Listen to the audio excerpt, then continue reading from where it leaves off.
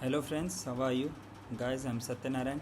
I'm a 2019 batch IPS officer, and in this video we are going to learn about particularly vulnerable tribal groups. So this is a special category of tribal groups, and around 7 to 8% of population or India's population consists of tribal groups, and mainly the tribals are living in northeast India and central India, particularly the state of Chhattisgarh and Madhya Pradesh.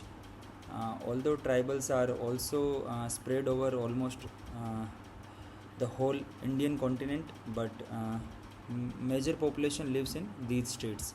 So this concept is useful in sociology paper 2 as well as in GS paper 1 and GS paper 2. So first of all, why this particular concept is important? Because Chhattisgarh, the state of Chhattisgarh, which is going for the assembly elections next month or next to next month in November. So the Chhattisgarh government has declared that Bega community, which is a PVTG group, Bega, it is a tribal group, they have recognized the habitat rights of Bega tribal groups. So basically, what are habitat rights and under what sections or what provisions of the Indian legal provisions these are recognized, which we are going to see in this video. But particularly जो है वो ये concept news में इस वजह से है. And total 19 Bega villages with a population of around 6,500 people, they have been given the habitat rights. So if you see the number of people, this is very less. यानी total 19 villages में only around 6,500 people have been recognized these rights. That means the number of people or the population of these tribal groups, they are very very small.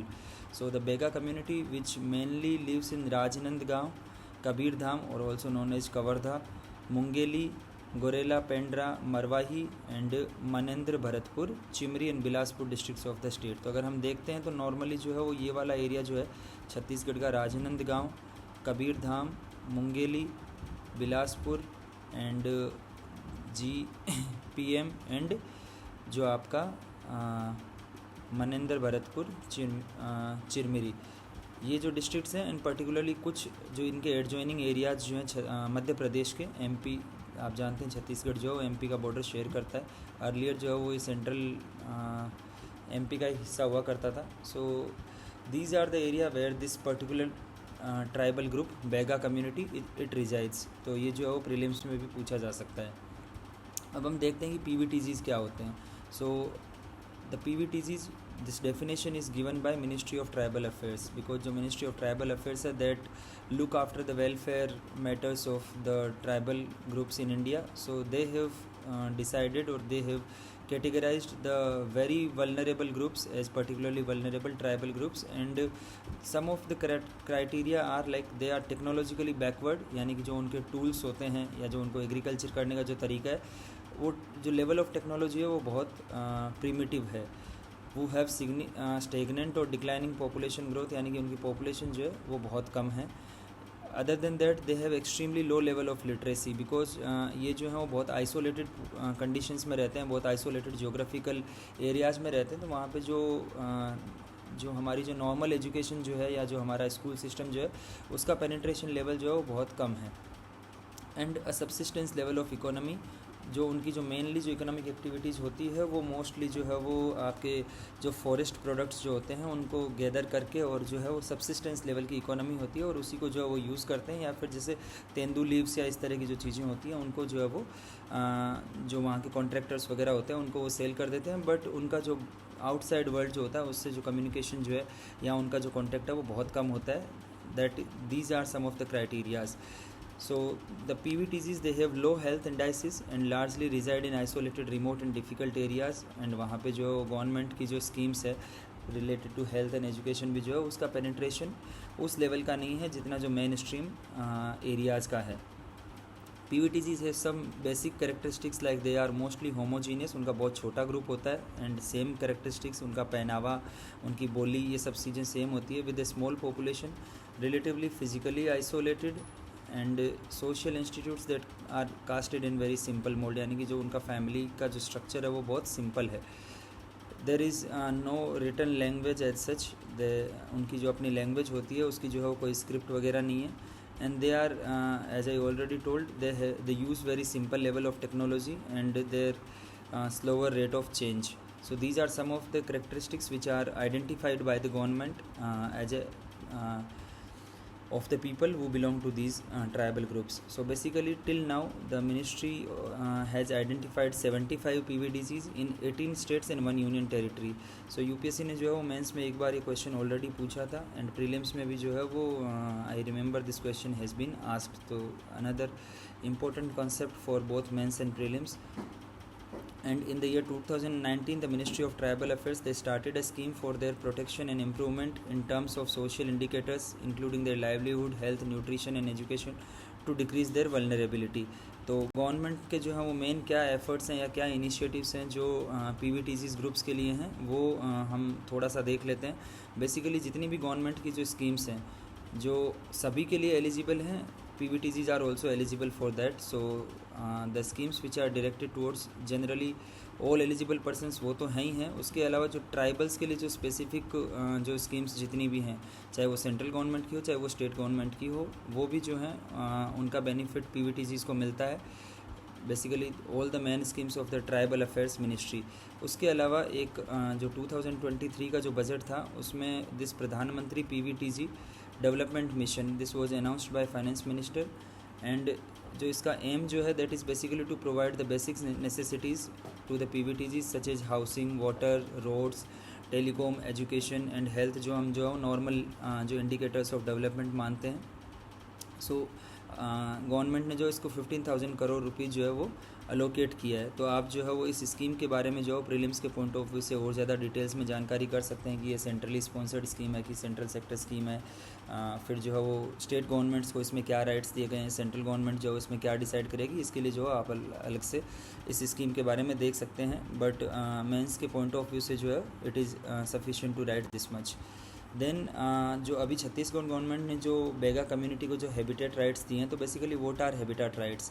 So basically habitat rights recognition provides the community, जिस भी कम्युनिटी को ये दिए जाते हैं, their concern rights over their customary territory of habitation, जिस area में वो रहते हैं उसके जितने भी कस्टमरी जो उनके राइट्स जो हैं, including the socio cultural practices, including the economic and livelihood, means कि वो किस तरीके से अपनी आजीविका कमाते हैं, intellectual knowledge of biodiversity and ecology, traditional knowledge of use of natural resources की उनके जो नेचुरल रिसोर्सेज हैं वो बेसिकली किस तरीके से यूज़ करना चाहते हैं, as well as the rights to protection and conservation of the natural and cultural heritage. Basically government का जो है वो एफर्ट ये है कि वो नेचुरली या हिस्टोरिकली जिस तरीके से वो रहते आए हैं उसमें बहुत ज़्यादा जो है वो दखलंदाजी ना की जाए, बहुत ज़्यादा छेड़छाड़ नहीं की जाए. उनको वो जिस तरीके से रहते आए हैं उनको उनका जो सोशियो इकोनॉमिक इंडिकेटर्स है उनको इम्प्रूव किया जाए, बट उनकी जो नेचुरल वे ऑफ लिविंग जो है उसको ना डिस्टर्ब किया जाए.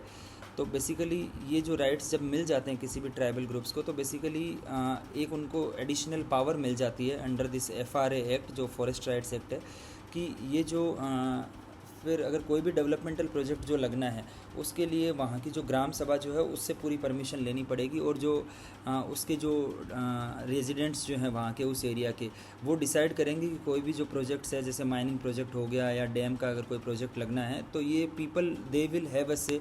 गवर्नमेंट जो है उनको उस पर डिक्टेट नहीं कर सकती, और अगर इसका वॉयलेशन होता है तो वो एडमिनिस्ट्रेशन को भी अप्रोच कर सकते हैं, इसके अलावा जो है वो कोर्ट्स को भी अप्रोच कर सकते हैं. सो बेसिकली ये हैबिटेट राइट्स जो हैं वो बहुत इंपॉर्टेंट एक लीगल टूल है in the hands of people for their own self-development and empowerment. So habitat rights that safeguard and promote traditional livelihood and ecological knowledge passed down through generations. तो जो उनके पुराने ट्रेडिशनल जो तौर तरीके हैं जिससे वो अपना लाइवलीहुड को अर्न करते आए हैं, उसको भी जो नॉलेज जो उसको पास ऑन करने की एक फ्रीडम उनको मिलती है. And it helped to converge different government schemes and initiatives from various departments to empower the PVTCs community to develop their habitats. यानी कि जिस एरिया में वो रहते हैं उसको डेवलप करने का जो है वो उनको पूरा राइट मिलता है. और बेसिकली जो FRA एक्ट है, जिसकी फुल फॉर्म जो है बहुत लंबी फुल फॉर्म है, the scheduled tribe and other traditional forest dwellers recognition of forest rights act 2006, ये जो है 2006 में गवर्नमेंट ने इसको पास किया था. इसी के अंडर जो है वो सेक्शन 3(1)(e) है, जिसमें rights including the communal community tenures of habitat and habitation for the primitive tribal groups. ये प्रावधान इस सेक्शन में दिया गया था पीवीटीजीज ग्रुप्स के लिए, और अभी जो है वो गवर्नमेंट्स ने इसको इम्प्लीमेंट किया है। So now the next question which is important is that how many states have recognized habitat rights and how many PVTGs are residing in the state of Chhattisgarh. So basically there are total 75 PVTG groups in India. Only 3 of them have been given this right. यानी कि FRA act के अंदर ये प्रावधान तो है, but including this Bega community only 3 tribal groups have been recognized this right. So the Bharia community in Madhya Pradesh, that was the first one to be get the habitat rights, and now just last month the Chhattisgarh government recognized this habitat rights for Kamar tribe. तो आप जो है वो ये तीनों tribes के नाम याद कर सकते हैं, भारिया, कमार और नाउ बेगा। ये जो है वो प्रीलिम्स का एक क्वेश्चन बन सकता है। नाउ छत्तीसगढ़ में जो देर आर टोटल 7 PVTGs, जो स्टेट के जो टोटल 33 डिस्ट्रिक्ट्स हैं उसमें से 17 में ये लोग रिजाइड करते हैं। और जो छत्तीसगढ़ के जो 7 PVTGs हैं उनके नाम हैं कमार, बैगा, पहाड़ी कोरबा, अबूझ माड़िया, बिरहोर, पांडो एंड भुजिया। इनमें से जो ये शुरू के जो 5 जो है आपके कमार, बैगा, पहाड़ी कोरबा, अबूझ माड़िया एंड बिरहोर, ये जो हैं वो सेंट्रल गवर्नमेंट के द्वारा रिकॉग्नाइज़ किए गए हैं, एंड पांडो एंड भुजिया जो है ये जो स्टेट गवर्नमेंट के द्वारा रिकॉग्नाइज़ किए गए हैं। So the total population of these PVTGs in Chhattisgarh as per 2015-16 survey is 2.5 lakh, while the population of tribals in Chhattisgarh as per 2011 census is around 80 lakh. So this figure can be used in your answers in mains as well as in mains, particularly in GS1 paper जो society वाला part है उसमें इसका question आ सकता है। And जब sociology का भी आप आंसर लिखते हैं तो इस तरीके की जो फिगर्स जो हैं ये आपकी इन डेप्थ नॉलेज को दर्शाते हैं, तो ये जो है वो फिगर्स आपको लगभग पता होना चाहिए। So thank you so much guys for watching this video, and I hope that this video is useful for your UPSC preparation, and I request you to share this channel with your friends who are preparing for UPSC, and you can also if you have any kind of suggestion you can write down in the comment section. Thank you so much guys, have a nice day.